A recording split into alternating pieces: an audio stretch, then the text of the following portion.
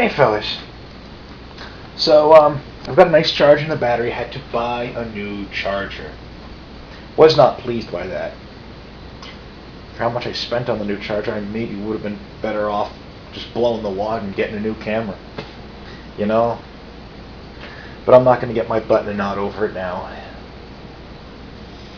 So I only drafted once last week. I didn't stick around for second draft because a bunch of friends wanted me to come out, celebrate my birthday a few days late. My birthday was like, kind of in the middle of the week and all.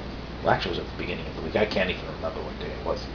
Well, I remember when my birthday was. Yeah, it was on the 10th, if you want to know.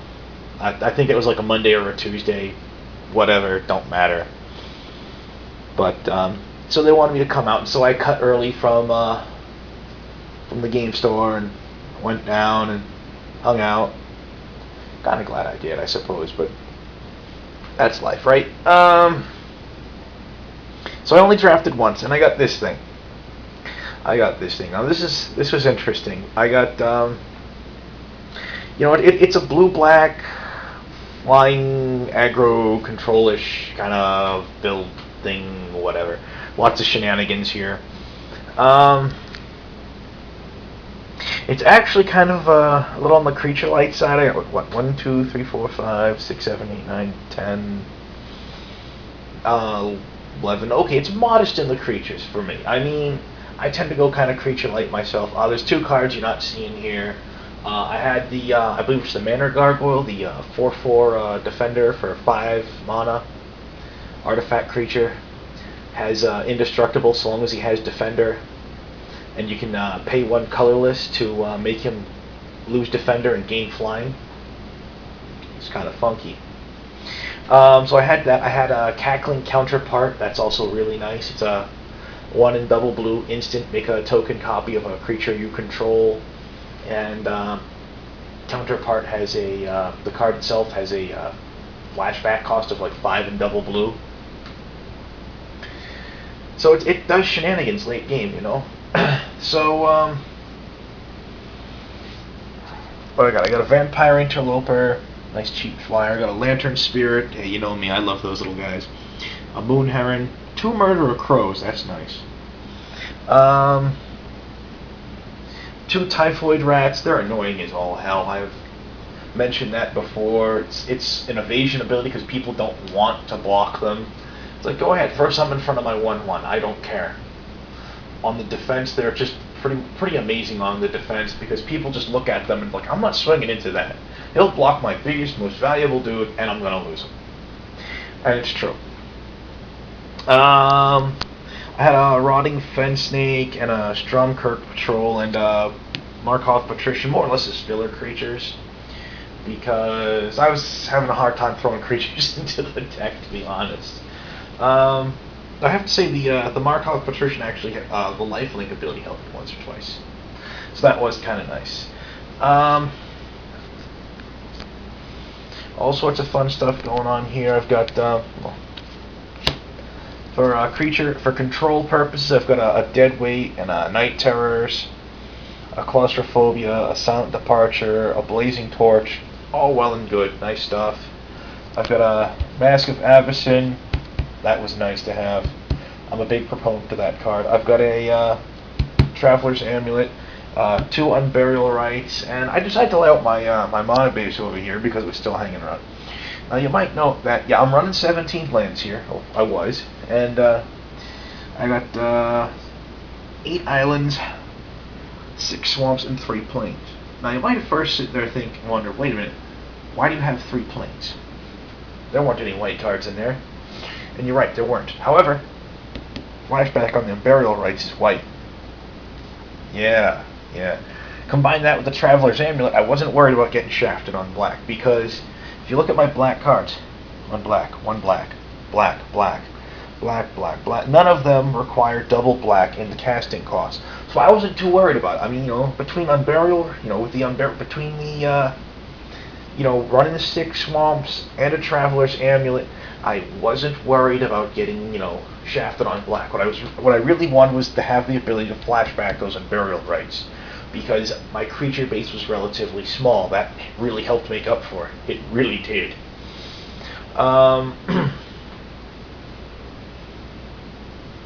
So you might want to be asking how I did with this. I mean, and I wasn't expecting to do terrific with this. What I ended up, one guy at my table, he drafted up like, I want to say it was this red-black monstrosity that was just scary to look at. And there was one other fellow who drafted Fluffy, aka Steven. He drafted like this mono black thing, and it was just like, I looked over it afterwards, and I'm like, holy crap, that's scary. Anytime you can get monocolor in a draft, that's really good. And he lucked out in a way on that one, because pack one, guy who was immediate right, Mox Dave, cracks a foil, mind you, Geist of St. Draft. So he knew right away that Mox was going white-blue. And so he had a field day drafting black. And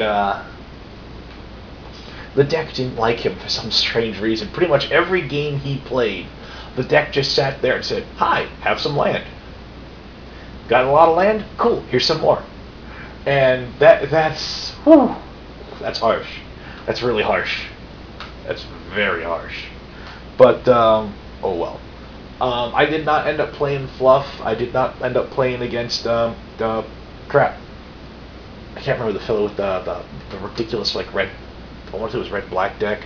I can't remember his name.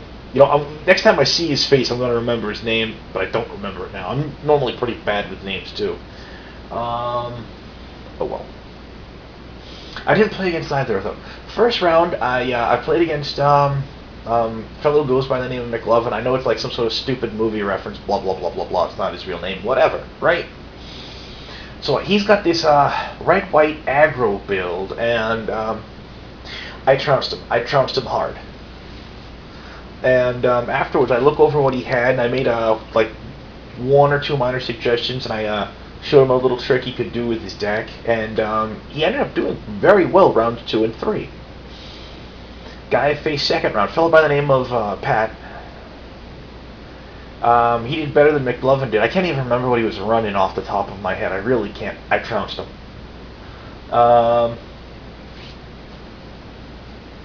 But at least one of the games was reasonably close, you know? Round 3, Mox Dave. Oh, dear me. Mox is really good. Way back in the day, if I got paired up against Mox, it was pretty much a guaranteed match loss for me. Pretty much. These days, I get paired up against Mox, it's a coin toss. It really is. So I'm playing Mox. He's got this red-white control build going on, and it's kind of funny. Game 1, which I should have won because it took him forever and a day to draw planes. I mean, like, my third turn, I Night Terrored him, looked at his hand, and made him and exiled the Geist of St. Draft. And he, no word of a lie, did not draw planes till like turn 10. And and then he turned the game around, and I should have won the first game, but I didn't. Second game I won. Second game I won largely on account of the fact that the Mask of Avacyn stopped him from targeting, you know, like my biggest threat, you know, a Murder of Crows. What ended up happening really was the fact that his control aspects were things like claustrophobias and that white card whose name escapes me, the enchantment that if the enchanted creature is human, it gets +2/+2. If not, it's basically a pacifism. You know, that and bounce and counter spells, especially dissipates. That irritate the hell out of me because, you know, if he dissipates something, or if he waits till it gets on the field and then hobbles it, Unburial Rites is useless to me. But yeah, game 2 I ended up winning because of Mask of Avacyn, because he couldn't lock down my last dude. And I ended up making him pay for that. Game 2 was this ridiculous fustercluck. The game ran really long. We were down to turns. I believe it was on turn 4 of the final 5 turns that I won. What it came down to is Mox was in a position where he could have tried to wait me out, or he could have tried to press for the win. And he tried to press for the win. And even if he didn't, there was a good and real chance that I was going to win anyway. What happened was, second turn of the of the 4 turns, I unburial righted and flashed it back and got my two best creatures in my grave back onto the board. But it really came down to, we both had a lot of flashback. He had a little more control than I did. He also had the land that makes the token flyers by exiling creatures from your grave. Yeah, that was annoying too. But what happened was, he had a little bit more flashback than I did. I had overall better quality of creatures than he did, for the most part. Except for the Geist. That was harsh. So, in the end, what happened is, me being able to flash my creatures back out of the graveyard, yee, planes, won me the day. It really won me the day. And it turned out awesome. I also had, in sideboard, I didn't main deck it, the blue enchantment. It's 6 mana. You can exile a creature for pay a creature's mana cost, and the mana cost of a creature in your graveyard, exile it, and you get a token copy of that card on the board. I thought about main decking it. I thought about playing Heavens Forbid in Pack 3 while drafting. I picked it up in Pack 1. During Pack 3, a second one was making the rounds. I thought about snapping it up, but I didn't do it. And all things considered, how things turned out, I think I made the right choice on that one. I mean, it's a card that I've seen used well, but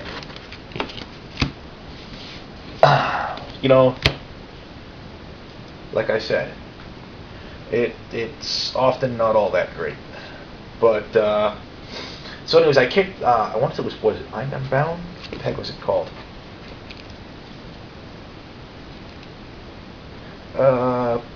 Back from the Brink is what it was called. Okay. So I had Back from the Brink in the sideboard. I had the Manor Gargoyle and the Cackling Counterpart main deck. My keeper out of the deck was a Kessig Wolf Run. And, it's seen competitive play. It's not a bad card. The rest of my sideboard, I had 2 Grizzled Outcasts and a Make-A-Wish. A Frightful Delusion, a Fortress Crab, and a Runic Repetition. I had no real desire to play the Crab. I really wanted to play the Frightful Delusion and the Runic Repetition, but I decided not to. I'm not sure if the deck would have run better with either of them or not. I'm just not sure, but I did what I did. I came in first. No complaints, In black, there's a Bitterheart Witch, a Gruesome Deformity, a Corpse Lunge, and a Skeletal Grimace in sideboard. Skeletal Grimace I want to run. Corpse Lunge I decided would work at odds with the Unburial Rights, so I decided not to run it. Silver Inlaid Dagger, I wanted to play it, I didn't. I even had some decent red hanging around. I mean, a Brimstone Volley, a Curse of Pierced Heart, a Geist Flame, a Rolling Temblor, a Nightbird's Clutches, a Curse of Nightly Hunt, a Curse of the Nightly Hunt. I was tempted to run that the red too, but in the end I went blue-black. As I said, I think it was the right choice.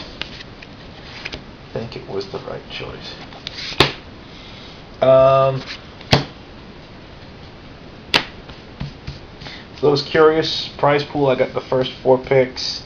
First 2 picks were Stromkirk Noble and the Sulphur Falls.